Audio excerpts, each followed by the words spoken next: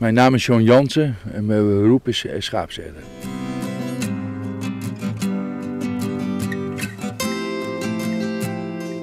Ze hebben een degelijke functie hier in het gebied. En het is mooi voor de toeristen ook. Er komen hier heel veel toeristen en die denken dat het alleen maar op de Veluwe gebeurt. Maar hier in Zeeuws-Vlaanderen begrazen ze overal dijken met schapen.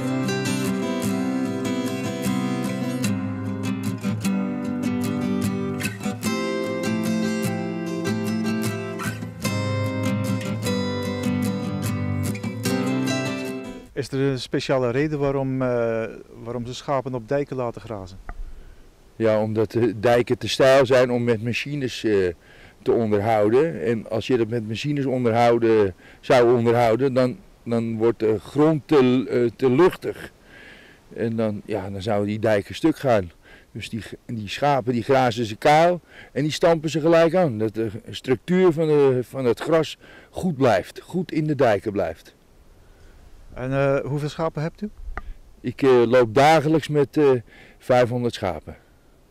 Oh, dat zijn er heel wat. Hoe hou je die bij elkaar? Daar heb ik hele goede knechten voor en vrienden. Dat zijn border collies. Daar loop ik elke dag met 3 à 4 honden met de kudde. En zijn die speciaal opgeleid? Ja, ik leid ze zelf op en dan, dat zijn een beetje vrienden ook, waar je mee omgaat. Is dat eigenlijk vol te houden om zo hele dagen met schapen op pad te zijn? Het is fysiek erg zwaar, denk ik. Jawel, maar je bent buiten de natuur, je ontmoet heel veel toeristen. Je staat met die een keer een praatje te maken, met die een praatje. En ik geniet van het landschap. Ja, en van mijn honden. Ik ben een hondenman. En dan tussen mijn schapen in, dat is prachtig.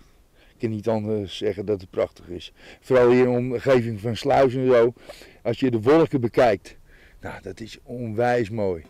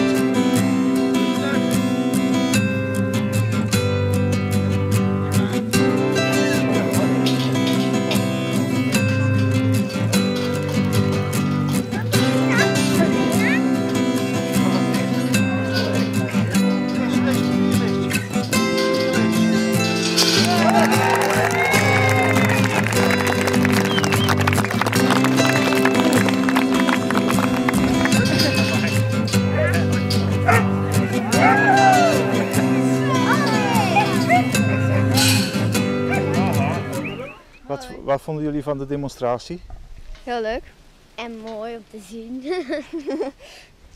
Wat is het leukst, de honden of de schapen? Ik vind het allebei wel leuk. Ik vind de honden wel heel lief. Ja, maar de schapen zijn ook wel leuk. Ja, het is gewoon grappig om zo Te zien. allebei te zien. Ja, en te zien hoe ze dat doen. Ja. En te zien. Wonen jullie in de buurt? Lukt. Ja. Mijn tante heeft het helemaal georganiseerd. En dat is haar moeder, Mijn dus dat is moeder. mijn nichtje. En haar moeder heeft ook een heel groot deel gedaan. Ja. En hoe heten jullie? Ik ben Ante, En ik ben Geertje En je achternaam? van de Rotte. de Zwart.